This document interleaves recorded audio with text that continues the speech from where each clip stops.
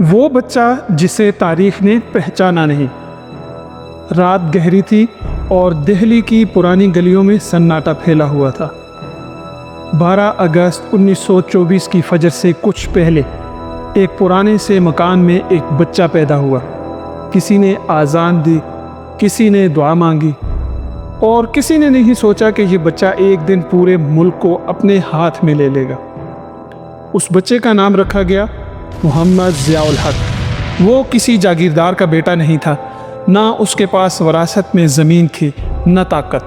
اس کا باپ مولوی محمد اکبر ایک سادہ اسکول ٹیچر تھا جس کی زندگی اصولوں میں قید تھی۔ ماں نرم مزاج، خاموش اور تقدیر پر یقین رکھنے والی۔ ضیاء بچپن سے ہی الگ تھا، نہ شرارتی نہ ہنستا۔ وہ بچوں کے شور میں بھی خاموش رہتا۔ وہ دیکھتا تھا، سنتا تھا اور یاد رکھتا تھا۔ اساتذہ کہتے تھے یہ لڑکا بولتا نہیں مگر سب سمجھتا ہے۔ یہی خاموشی اس کی سب سے بڑی طاقت بننے والی تھی۔ علی گڑھ جہاں خواب خاموشی سے پیدا ہوا۔ جب ضیاء علی گڑھ مسلم یونیورسٹی پہنچا، ہندوستان بدل رہا تھا۔ آزادی کی باتیں ہو رہی تھیں، انقلاب کے نعرے لگ رہے تھے، مگر ضیاء نہ نعرے لگاتا تھا نہ جلسوں میں جاتا تھا۔ وہ لائبریری میں بیٹھ کر فوجی تاریخ پڑھتا تھا، نیپولین، صلاح الدین، برطانوی جرنیل۔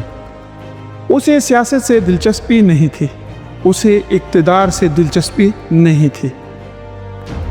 اسی دوران اس نے فیصلہ کیا، میں ہجوم کا حصہ نہیں بنوں گا، میں ہجوم کو چلاؤں گا۔ 1943 میں ضیاء برطانوی فوج میں شامل ہوا۔ دوسری جنگ عظیم آخری سانسیں لے رہی تھی۔ ضیاء نے وہاں ایک چیز سیکھی، طاقت ہمیشہ بندوق سے نہیں آتی، نظم سے آتی ہے۔ وہ افسران کی آنکھوں میں خوف دیکھتا، سپاہیوں کی خاموشی دیکھتا اور یہ سب اپنے ذہن میں محفوظ کرتا۔ 1943 جب سب کچھ ٹوٹا مگر ضیاء بچ گیا۔ جب ہندوستان ٹوٹا، لاشیں گریں، خون بہا، ضیاء خاموشی سے پاکستان آ گیا۔ اس کے چہرے پر کوئی جذبات نہیں تھے، نہ خوشی نہ غم۔ وہ جانتا تھا نیا ملک کمزور ہوتا ہے اور کمزور ملک میں طاقت کا رستہ کھل جاتا ہے۔ یہ وہ لمحہ تھا جب اس نے طے کیا کہ وہ فوج میں رہے گا اور اوپر تک جائے گا۔ 1950 اور 60 کی دہائی میں ضیاء ایک عام افسر تھا۔ نہ کوئی اسکینڈل، نہ کوئی شہرت، بس ایک کام، اوپر والوں کو خوش رکھنا۔ وہ کبھی بغاوت کی بات نہیں کرتا تھا، وہ کبھی سیاست نہیں کرتا تھا، وہ صرف حکم مانتا تھا، اور یہی اس کی چال تھی۔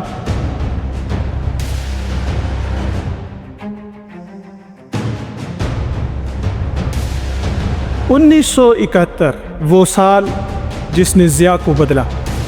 مشرقی پاکستان جل رہا تھا، فوج ٹوٹ رہی تھی، قوم شکست مان رہی تھی۔ ضیاء نے وہ سب دیکھا اور اس دن اس نے ایک بات سیکھی، قوم کو سچ نہیں چاہیے، قوم کو کہانی چاہیے۔ یہی فلسفہ بعد میں اس نے پورے ملک پر مسلط کیا۔ ضیاء کی قسمت یا بھٹو کا دھوکہ۔ 1976 میں ذوالفقار علی بھٹو نے ایک فیصلہ کیا۔ اس نے کہا یہ جنرل سیاست نہیں جانتا، یہ خطرناک نہیں، اور اسی دن جنرل ضیاء الحق آرمی چیف بن گیا۔ وہ دن تھا جب ایک خاموش آدمی نے تاریخ کا دروازہ کھولا۔ ضیاء نے اس دن گھر جا کر قرآن اٹھایا اور خود سے کہا اب یہ ملک میری آزمائش ہے۔ اگلی رات ریڈیو پاکستان پر ایک آواز گونجنے والی تھی جو پاکستان کو ہمیشہ کے لیے بدل دے گی۔ وہ رات جس نے پاکستان کی روح بدل دی۔ 5 جولائی 1977 کی رات عجیب خاموشی تھی۔ اسلام آباد کی سڑکوں پر گاڑیاں کم تھیں، آسمان پر ستارے بے چین تھے، اور وزیراعظم ہاؤس کے کمروں میں ابھی تک روشنی جل رہی تھی۔ ذوالفقار علی بھٹو فائلیں دیکھ رہے تھے۔ انہیں یقین تھا کہ فوج ان کے ساتھ ہے۔ انہوں نے خود آرمی چیف چنا تھا۔ وہ جنرل جو نماز پڑھتا تھا، اور ہر بات پر جی سر کہتا تھا۔ بھٹو کو کیا معلوم تھا کہ اسی رات خاموش آدمی بولنے والا ہے۔ رات کے 3 بجے جب ریڈیو نے جھوٹ بولنا شروع کیا، ریڈیو پاکستان کی آواز گونجی۔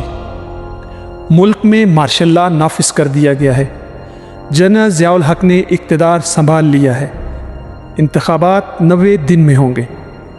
یہ جملہ سن کر ایک ملک ساکت ہو گیا اور ایک شخص نے مسکرا کر قرآن بند کر دیا۔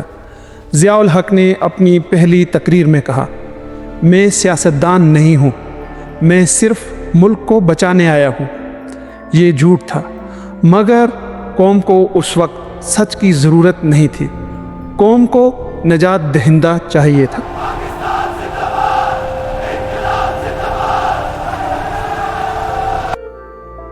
صبح ہونے سے پہلے فوجی گاڑیاں وزیراعظم ہاؤس پہنچ چکی تھیں۔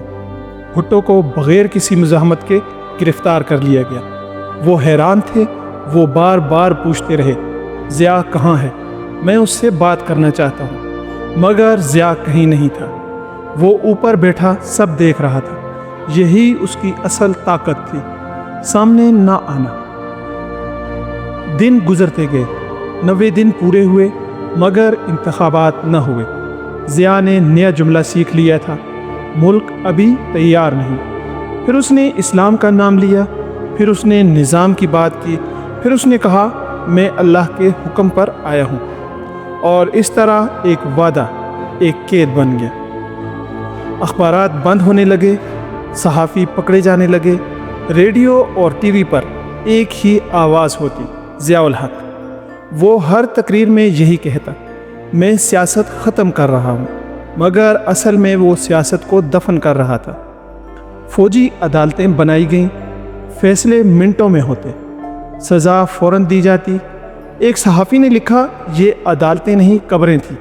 ضیاء نے ایک نیا پاکستان بنانا شروع کیا تھا، ایسا پاکستان جہاں سوال جرم تھا۔ 1978 میں بھٹو کو رہا کیا گیا، لاہور کی سڑکیں بھر گئیں، لوگ پاگل ہو گئے، بھٹو زندہ ہو چکا تھا۔ یہ وہ لمحہ تھا جب ضیاء گھبرا گیا۔ اس نے فوراً نیا کیس کھولا، قتل کا کیس، ایک پرانا کمزور مشکوک کیس۔ بھٹو کو دوبارہ گرفتار کیا گیا۔ عدالت میں ثبوت کمزور تھے، جج دباؤ میں تھے، پھر بھی فیصلہ آ گیا۔ 4 اپریل 1979 کی رات کے اندھیرے میں بھٹو کو پھانسی دے دی گئی۔ یہ ایک انسان کی موت نہیں تھی، یہ جمہوریت کا جنازہ تھا، اور اس دن ضیاء الحق نے ثابت کر دیا وہ صرف اقتدار نہیں چاہتا، وہ خوف چاہتا ہے۔ بھٹو کی پھانسی کے بعد دنیا نے احتجاج کیا، مگر پھر ایک خبر آئی، روس نے افغانستان پر حملہ کر دیا، اور اچانک ضیاء امریکہ کا دوست بن گیا۔ کارٹر، پھر ریگن، سعودی عرب، CIA سب ضیاء کے ساتھ تھے۔ اربوں ڈالر پاکستان میں آئے، اور ضیاء کی آمریت کو عالمی تحفظ مل گیا۔ ضیاء نے اپنے کمرے میں نقشہ پھیلایا، افغانستان کا، پاکستان کا اور اسلام کا۔ اس نے آہستہ سے کہا، اب میں صرف پاکستان کا حکمران نہیں، میں جہاد کا امیر ہوں۔ اور اسی دن ایک نیا افریت پیدا ہوا۔ جب دین تخت بن گیا اور خوف عبادت، اسلام آباد کی ایک سرد صبح ضیاء الحق نے میز پر قرآن رکھا اور سامنے بیٹھے افسروں سے کہا، یہ ملک اب میرے قانون سے نہیں، اللہ کے قانون سے چلے گا۔ کمرے میں سب نے سر ہلا دیا، کسی نے نہیں پوچھا کون سا قانون، کس کی تشریح، اور یہی سوال پورے ملک نے 11 سال تک پوچھا، مگر آواز میں نہیں، دل میں۔ 1979 کے بعد ضیاء نے ایک نیا لفظ ایجاد کیا، اسلامائزیشن۔ لیکن یہ وہ اسلام نہیں تھا جو رحم سکھاتا ہے، یہ وہ اسلام تھا جو خوف سکھاتا ہے۔ قانون بدلا، لباس بدلا، بولنے کا انداز بدلا، سوچ بدل لی، ہر چیز پر ایک مہر لگ گئی، اسلامی۔ 1979 میں حدود آرڈیننس آیا، اور اس دن سے پاکستان کی عورت عدالت میں نہیں کسی اور کی ریپ کی شکار عورت کو 4 گواہ لانے تھے، نہ لاتی تو خود مجرم ٹھہرتی، جیلیں بھر گئیں، عورتیں روتی رہیں اور ضیاء خاموش رہا۔ وہ جانتا تھا خوف سب سے پہلے کمزور کو توڑتا ہے۔ ٹی وی پر سزائیں دکھائی گئیں، چوک میں کوڑے لگائے گئے، ہجوم کو بلایا گیا تاکہ سب دیکھیں، سب ڈریں۔ ایک صحافی نے لکھا، یہ سزا نہیں تھی، یہ پیغام تھا۔ پیغام یہ تھا، خاموش رہو۔ اخبارات بند ہوئے، کالم روکے گئے، صحافی کوڑے کھاتے رہے۔ نصرت فتح علی خان کے گیت بند ہوئے، فراز کے اشعار خطرناک بن گئے، فیض جیل چلے گئے۔ قلم جرم بن گیا، آواز بغاوت بن گئی، اور ٹی وی پر ایک ہی تصویر ہوتی، ضیاء الحق، سفید لباس، مسکراہٹ اور قرآن۔ عدالتیں سجدے میں چلی گئیں۔ جج حلف لیتے، میں پی سی او کے تحت وفادار رہوں گا۔ جس نے انکار کیا وہ گھر چلا گیا، جس نے قبول کیا وہ زندہ رہا۔ یہ انصاف نہیں تھا، یہ اطاعت تھی۔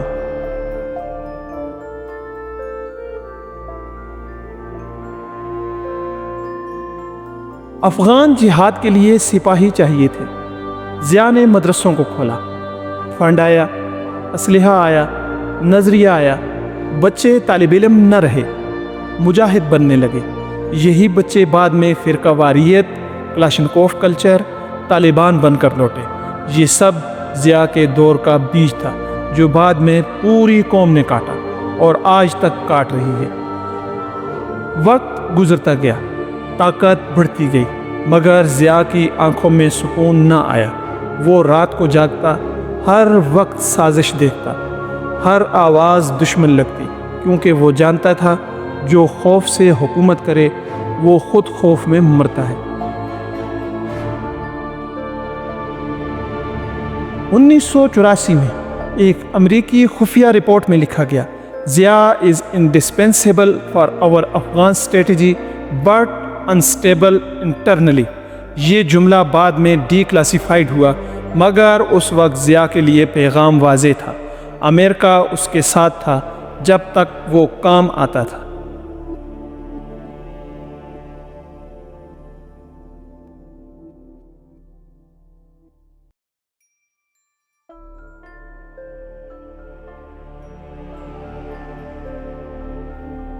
ضیاء نے ایک میٹنگ میں کہا، جب تک جہاد ہے میری حکومت ہے، مگر اسے یہ نہیں معلوم تھا کہ جہاد کی آگ ایک دن اس کے اپنے گھر تک پہنچے گی۔ 4 اپریل 1979 کے بعد پاکستان خاموش ہو گیا تھا۔ بھٹو کی پھانسی کے ساتھ صرف ایک انسان نہیں مرا تھا، بلکہ لوگوں کے دل میں موجود آخری امید بھی دفن ہو گئی تھی۔ ضیاء نے سمجھا اب سب ختم ہو گیا، مگر وہ غلط تھا، کیونکہ کچھ لوگ مرنے کے بعد بھی بولتے ہیں۔ گڑھی خدا بخش کی مٹی ابھی گیلی تھی، مگر وہاں لوگوں کا ہجوم تھا، خاموش لوگ، ڈرے ہوئے لوگ، لیکن آنکھوں میں غصہ۔ وہ کچھ نہیں کہتے تھے، بس قبر کو دیکھتے تھے، اور یہ دیکھنا ضیاء کے لیے خطرہ تھا۔ 1986 میں ایک طیارہ لاہور کے ہوائی اڈے پر اترا۔ اس میں ایک عورت تھی، سیاہ کپڑے، بلند آواز اور آنکھوں میں آگ، بے نظیر بھٹو۔ وہ باپ کی لاش سے نہیں ڈری تھی، وہ ضیاء کے کوڑوں سے بھی نہیں ڈری تھی۔ جب وہ لاہور کی سڑکوں پر نکلی تو لاکھوں لوگ نکل آئے، لاٹھیاں، گولیاں اور سناٹا۔ فوج نکلی، پولیس نکلی، گولیاں چلی، لاہور کی سڑکیں خون سے بھیگ گئیں، مگر لوگ واپس نہیں گئے۔ یہ وہ دن تھا جب خوف ٹوٹنا شروع ہوا۔ 1987 میں صحافی سڑکوں پر نکلے۔ صحافیوں کی بغاوت، قلم نے زنجیر توڑ دی۔ انہوں نے اخبار بند کیے، انہوں نے جیلیں بھری۔ ایک نعرہ ہر جگہ گونجنے لگا، ضیاء مردہ باد۔ یہ نعرہ پہلے موت تھا، اب عام ہو گیا تھا۔ جنرل ضیاء الحق اب مسکراتا کم تھا، وہ میٹنگز میں خاموش رہتا، وہ ہر شخص پر شک کرتا، اسے لگتا تھا میرا بنایا ہوا نظام مجھے کھا جائے گا، اور حقیقت یہی تھی۔ امریکہ کا بدلتا لہجہ، افغان جہاد آخری مرحلے میں تھا، روس تھک چکا تھا، امریکہ کو اب ضیاء کی ضرورت کم ہو رہی تھی۔ واشنگٹن سے پیغام آیا، ڈیموکریسی شوڈ ریٹرن۔ یہ وہ جملہ تھا جس نے ضیاء کو ہلا دیا، کیونکہ وہ جانتا تھا 1985 میں ضیاء نے انتخابات کروائے، غیر جماعتی، بے جان، کمزور۔ اس نے ایک وزیر اعظم بنایا، محمد خان جنیجو۔ ضیاء کو لگا یہ کمزور آدمی ہے، خطرہ نہیں۔ یہ بھی اس کی غلطی تھی۔ جنیجو نے بات کرنا شروع کی، پارلیمنٹ کو طاقت دی، افغان پالیسی پر سوال اٹھایا، اوجری کیمپ دھماکے پر تحقیق کا کہا۔ یہ سب وہ سوال تھے جو ضیاء برداشت نہیں کر سکتا تھا۔ 29 مئی 1988، ایک اور مارشل لا۔ ضیاء نے اسمبلی توڑ دی، جنیجو کو نکال دیا اور کہا نظام ناکام ہو گیا تھا، لیکن اصل میں وہ خود ناکام ہو رہا تھا۔ 1988 کا سال شروع ہوتے ہی فضا بدل چکی تھی۔ وہی جنرل ضیاء الحق جو کبھی وائٹ ہاؤس کے دروازوں پر عزت سے بلایا جاتا تھا، اب واشنگٹن کی فائلوں میں استعمال شدہ اتحادی بن چکا تھا۔ افغانستان میں روس پیچھے ہٹ رہا تھا، جہاد اپنے مقصد کے قریب پہنچ چکا تھا، اور امریکہ کو اب ضیاء کی ضرورت نہیں رہی تھی۔ یہ وہ لمحہ تھا جب ضیاء نے پہلی بار خود کو تنہا محسوس کیا۔ امریکی سفارت خانے سے ایک خفیہ پیغام آیا جو کبھی عوام کو نہیں بتایا گیا۔ Political normalisation is necessary for stability. سادہ الفاظ میں، جمہوریت واپس لاؤ یا راستے سے ہٹو۔ یہ جملہ ضیاء کے لیے خطرے کی گھنٹی تھا۔ وہ جانتا تھا امریکہ دوستی بدلتا ہے تو حکومتیں بدل جاتی ہیں۔ جہاد جس نے ضیاء کو طاقت دی تھی اب بوجھ بن گیا تھا۔ اب وہی جہاد اس کے لیے خطرہ بن گیا تھا۔ اسلحہ ملک میں پھیل چکا تھا، مجاہدین قابو میں نہیں تھے، فرقہ واریت سڑکوں پر تھی، فوج میں بھی سوال اٹھنے لگے تھے۔ 1988 تک ضیاء کے اپنے جرنیل بھی دو حصوں میں بڑھ چکے تھے، کچھ اس کے ساتھ تھے، کچھ خاموش تھے، اور کچھ اس کے خلاف۔ وہ اب کسی پر اعتماد نہیں کرتا تھا۔ ہر میٹنگ میں وہی جملہ، مجھے لگتا ہے سازش ہو رہی ہے، اور یہ صرف وہم نہیں تھا۔ 17 اگست 1988، بھاولپور کا دعوت نامہ جو موت کا بلاوا تھا۔ امریکی ٹینکوں کی نمائش تھی۔ ضیاء نے خود جانے کا فیصلہ کیا۔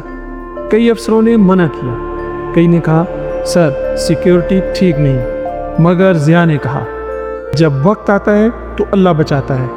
وہ ہمیشہ اللہ کا نام لیتا تھا، مگر حفاظت ہمیشہ طاقت سے چاہتا تھا۔ بہاولپور میں ضیاء نے تقریر کی، ہنسا، تصاویر بنوائیں، اور C-130 طیارے میں بیٹھ گیا۔ اس کے ساتھ امریکی سفیر، سینئر جرنیل، اعلیٰ افسران۔ یہ ایک عام پرواز نہیں تھی، یہ ایک تاریخی لمحہ تھا۔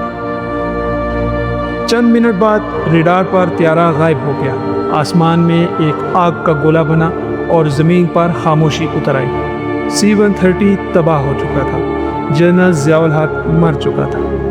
آج تک کوئی حتمی جواب نہیں آیا کہ یہ حادثہ تھا یا سازش۔ تحقیقاتی رپورٹس کہتی ہیں ممکنہ دھماکہ، زہریلی گیس، کنٹرول سسٹم فیل یا اندرونی سازش۔ امریکی رپورٹ خاموش رہی، فوجی رپورٹ ادھوری رہی، اور سچ قبر کے ساتھ دفن ہو گیا۔ جب ملبہ ملا، قرآن سلامت تھا، مگر لاشیں پہچان کے قابل نہیں تھیں۔ کچھ لوگوں نے کہا یہ خدا کا فیصلہ تھا، کچھ نے کہا یہ سیاست کا انجام تھا، اور کچھ آج بھی خاموش ہیں۔ جس شخص نے 11 سال ملک کو خاموش رکھا، وہ خود ایک لمحے میں خاموش ہو گیا۔ مگر کہانی ابھی ختم نہیں ہوئی، کیونکہ ضیاء مر گیا تھا، مگر ضیائیت زندہ تھی۔ ایک آدمی مر گیا، ایک نظام زندہ رہ گیا۔ 17 اگست 1988 کی شام پاکستان نے خبر سنی، जनरल मोहम्मद ज़ियाउल हक शहीद हो गए हैं। रेडियो ने शहीद कहा, मगर सड़कों पर खामोशी थी, ना जश्न ना मातम।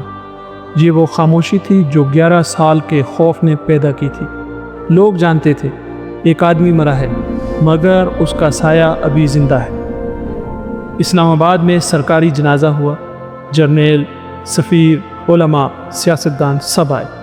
कुरान पढ़ा गया, तारीफ़ें हुई और तारीख़ को सफ़ेद चादर से ढांप दिया गया।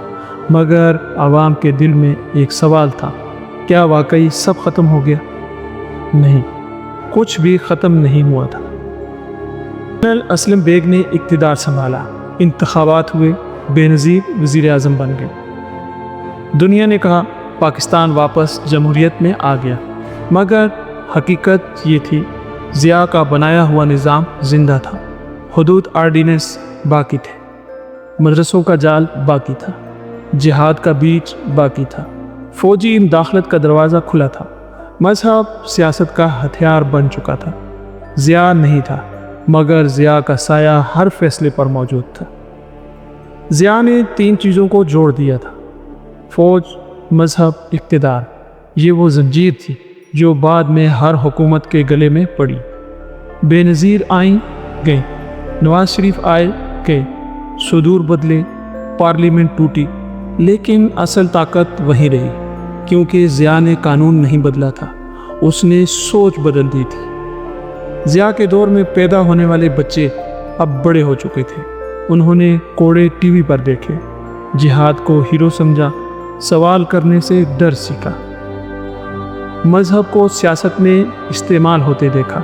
ये नस्ल आज भी उसी खौफ में जीती है जो ज़िया ने बोया था। गैर मुनकशिफ सच जो अब खुल रहा है।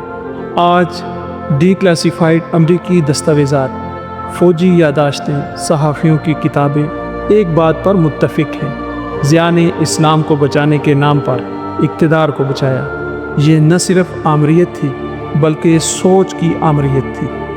आज जब ज़िया का नाम लिया जाता है तो कोई उसे मुजाहिद कहता है, कोई आमिर, कोई सियासतदान, कोई कातिल, मगर तारीख़ एक बात वाज़िह कहती है, वो पाकिस्तान को बदल गया, मगर बेहतर नहीं बल्कि ज़्यादा तकसीम शुदा बनाकर।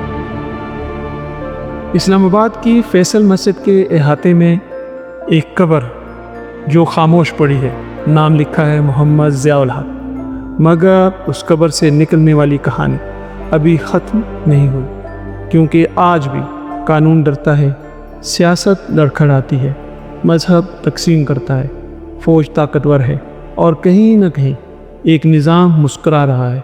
वो निज़ाम जो एक खामोश बच्चे ने बनाया था, जिसे किसी ने बचपन में नहीं पहचाना था।